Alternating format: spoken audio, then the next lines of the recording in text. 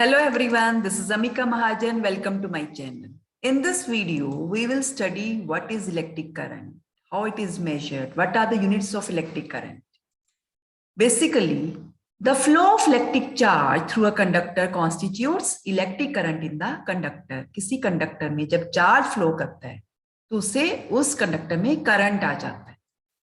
And जिस तरह से पानी के फ्लो को मेंटेन करने के लिए प्रेशर डिफरेंस चाहिए, वैसे ही चार्ज के फ्लो को मेंटेन करने के लिए हमें पोटेंशियल डिफरेंस चाहिए।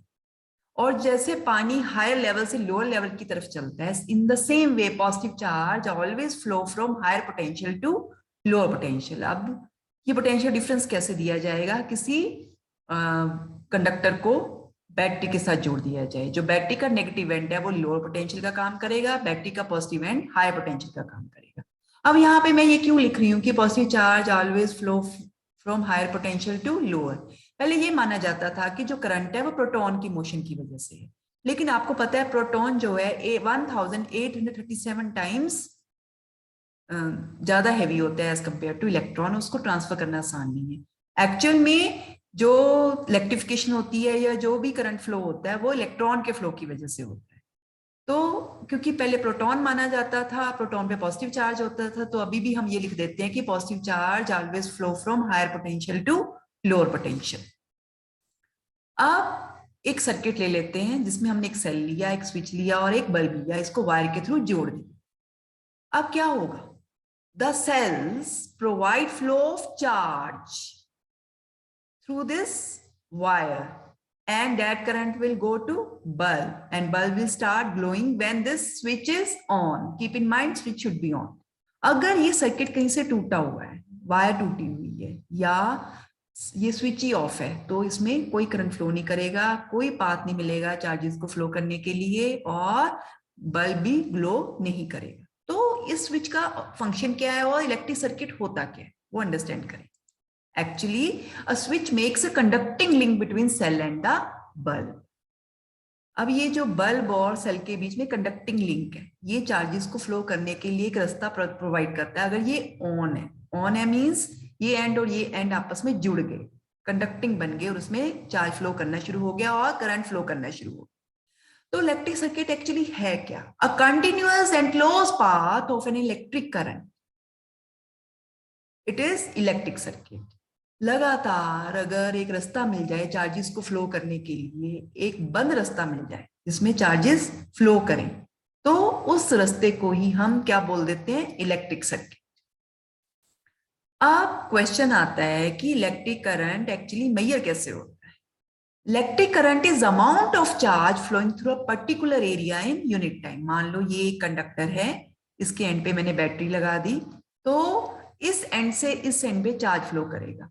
इस क्रॉस सेक्शनल एरिया में एक सेकंड में जितना चार्ज फ्लो करेगा उसी को हम क्या बोलते हैं? Electric current. In other words it is rate of flow of electric charges. अब इसको और अंडरस्टैंड करें। मान लो टी टाइम में अगर चार्ज क्यू फ्लो कर रहा है तो total current through that cross section will be charge upon time and direction of current is supposed to be direction opposite to flow of electron. अगर electron इस direction में flow कर रहे हैं तो करंट इस डायरेक्शन में फ्लो करेगा, ऑपोजिट डायरेक्शन में फ्लो करेगा। इसका मतलब जो कन्वेंशनल डायरेक्शन ऑफ करंट है वो opposite to direction of flow of electron है, जो कि नेगेटिवली चार्ज पार्टिकल है। अगर पॉजिटिव चार्ज की बात करें तो in the direction of flow of positive charge. अब करंट को मेजर करने के लिए कोई ना कोई यूनिट चाहिए। Any quantity which is measurable has to be expressed by some unit. Current को मेजर करने के लिए हम एम्पियर यूज करते हैं, मिली एम्पियर यूज करते हैं, माइक्रो एम्पियर यूज करते हैं। जो ऐसे यूनिट है उसको हम एम्पियर बोलते हैं। सो ऐसे unit of electric current is ampere. अब 1 एम्पियर किसको माना जाता है? हमें पता है करंट किसके इक्वल है? Charge upon time. अगर ये चार्ज 1 कूलम हो जाए, टाइम 1 सेकेंड हो जाए ऐसा सिस्टम में, तो ये करंट 1 एम्पियर हो जाएगा। सो 1 ampere is that current if 1 coulomb charge flows through any cross section of conductor in 1 second. So 1 ampere 1 coulomb per second के इक्वल होता है। और smaller units of electric current are milli ampere and micro ampere. Already मैंने बताया है कि ये भी यूनिट है करंट के। 10 raised power 3 मिली एम्पियर मिलके 1 एम्पियर बनाते हैं। तो 1 मिली एम्पियर किसके इक्वल होगा? 1/10⁻³ ampere, you can say 10⁻³ ampere.